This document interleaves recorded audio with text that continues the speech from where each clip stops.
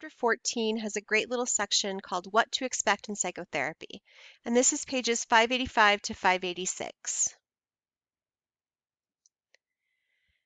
So, the cornerstone of psychotherapy is the relationship between the therapist and the person seeking help. So, I'm going to go over some of the guidelines that can help you understand that special nature of the therapeutic relationship and to help you develop a realistic expectation of what the process of psychotherapy is like. So number one, find a competent, qualified psychotherapist. So there's a couple questions you're going to want to ask yourself. First, what are these therapist qualifications? Is this person licensed? In Colorado, a person does not need to be licensed in order to practice psychotherapy. The second one, does this therapist have experience in treating problems like yours? So for example, a person who has PTSD would want to look for a therapist who has treated people with PTSD before, as opposed to someone who's never had a PTSD client. What approach does this therapist take to treatment? We talked about all different approaches. Are you looking for someone who does psychoanalysis, humanistic? Do you want someone who's eclectic? So you'd have to make that decision. You've got a basic knowledge of these that can help you make this determination. What are you looking for in terms of their approach? And then also, is their approach evidence-based? They may have some crazy, kind of therapy approach they talk about, and I follow the Keebler-Elf approach. I don't know. Something like that. And so you'd want to, okay, well, that's not evidence-based. Why would I want to go to someone who's not using something that I know is going to work? Because then you're just wasting your time and your money. It's also important to look at the personal qualities. So you want to find someone who's open and warm and caring, and not someone who you're going to sit there and feel like, yeah, I'm paying this person and the person doesn't even want to listen to me. So you're going to want to look for those qualities.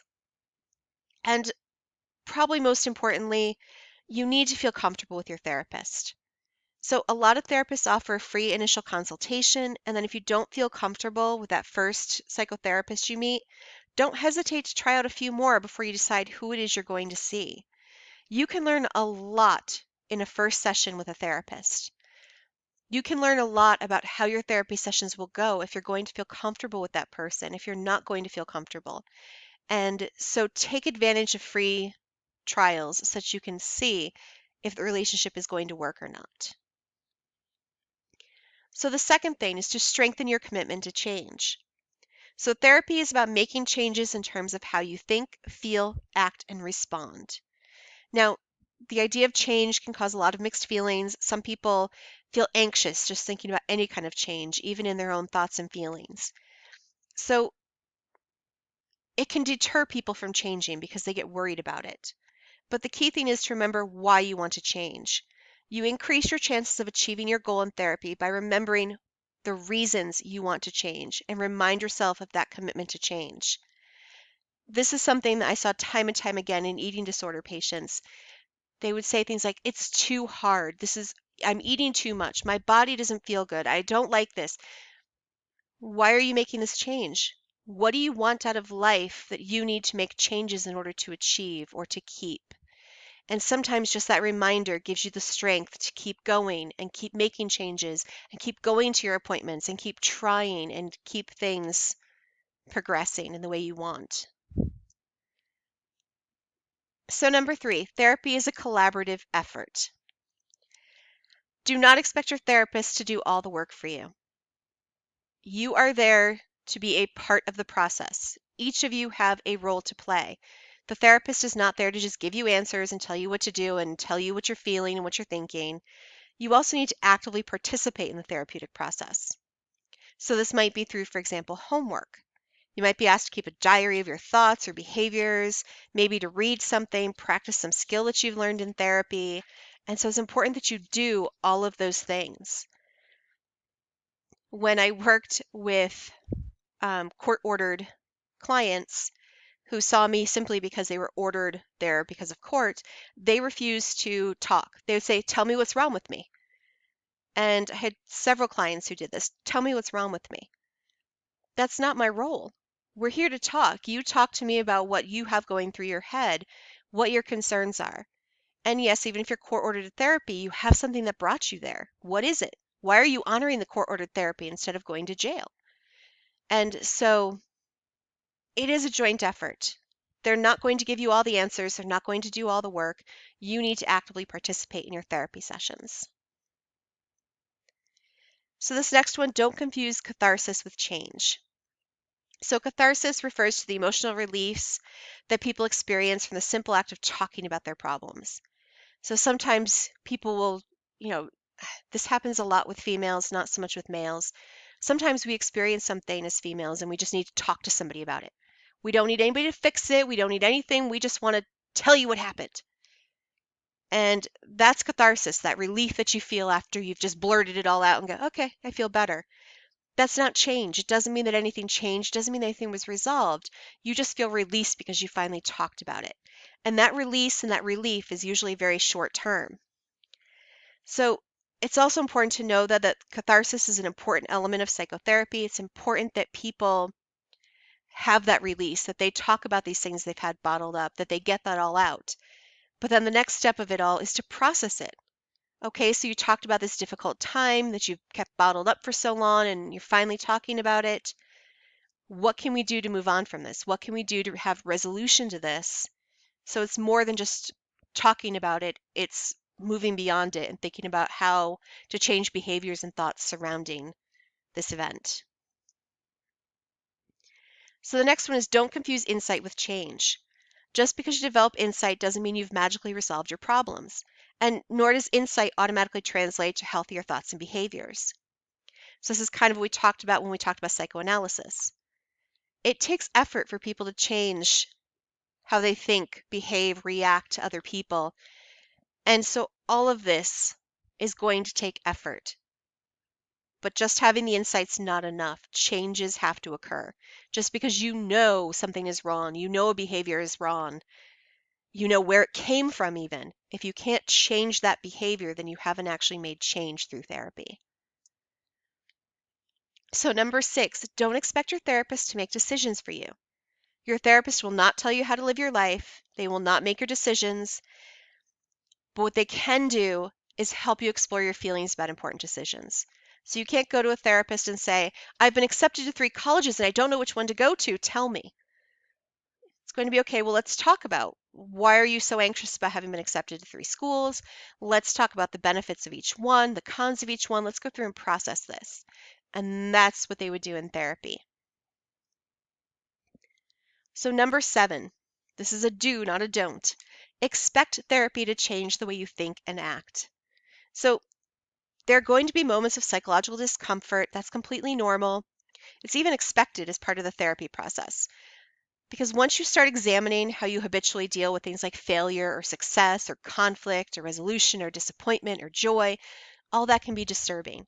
You might even bring up some things of your past that you don't necessarily want to be dealing with, and it can be really uncomfortable.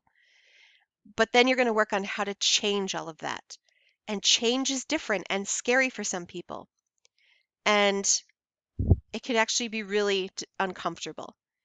You're going to make changes. It might not feel the best, but eventually it will start to feel better.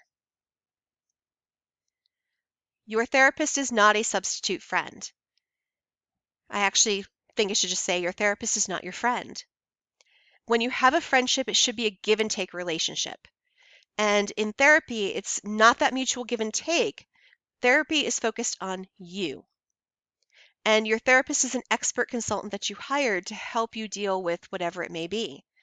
Now, your therapist is not socially or personally involved with you, and that can actually allow him or her to respond objectively and honestly to you and what you're saying. Now, part of what allows you to trust your therapist and open up emotionally is knowing that your therapist is ethically and legally bound to safeguard the confidentiality of whatever you say. There are a couple of exceptions. If you talk about that you're going to hurt yourself or hurt someone else, they do have to report it. If you talk about elder abuse, they have to report that, or child abuse. There are certain things they have to report, but otherwise, every single thing you say to a therapist is confidential. The therapist can never divulge the information. They can't call up somebody and say, oh, do you know what so-and-so said? Friendships, people do that. They can't do that. They can't disclose that information. So number 9, this one is extremely, extremely important. Therapeutic intimacy does not include sexual intimacy. It's common for clients to develop strong feelings, maybe even fall in love with or believe they're in love with, or have sexual attraction toward their therapist. And this is because of how strong the bond is between the therapist and the client. It happens. However, it is never ethical or appropriate for a therapist to have any form of sexual contact with a client. No exceptions. This is unethical. It should never happen. That doesn't mean that it doesn't happen. About 9% of male therapists and 3% of female therapists admit that they have had sexual contact with clients. If you ever have a therapist who makes sexual advances to you, you know you need to get out of there. End the session. They're unethical. Report them. It's extremely important. I can't stress this enough. It is extremely important. A psychotherapist who engages in sexual behavior with a client risks losing his or her license to practice psychotherapy. And depending on the age, they could even face jail time and things like that. But it should never, ever happen. If you are in a situation where you begin to feel sexually attracted towards your therapist, address that with the therapist. Let them know I'm having these issues. They can help you deal with them, as uncomfortable as that may be. But it's never, ever okay to have sex with your therapist.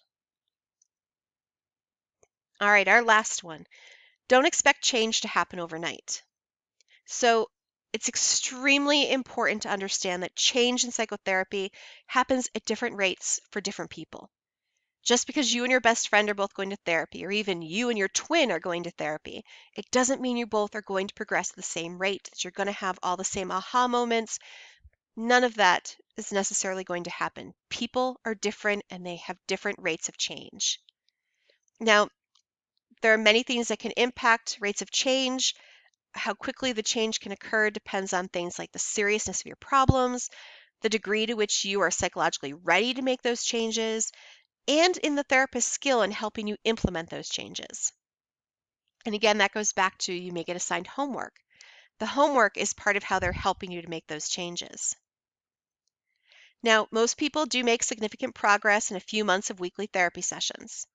And you can help create the climate for change by choosing a therapist you feel comfortable with and by genuinely investing yourself in the therapeutic process. Want the change. All those other 9 steps we talk about. Want that change. Do your homework when you're asked. Be an active part of therapy. Make sure you choose a good therapist. Make sure that you and your therapist are compatible. All those things are extremely important to helping you make these changes. So if you or a loved one ever decides to go to therapy, here are the 10 tips that can help you to be successful in psychotherapy.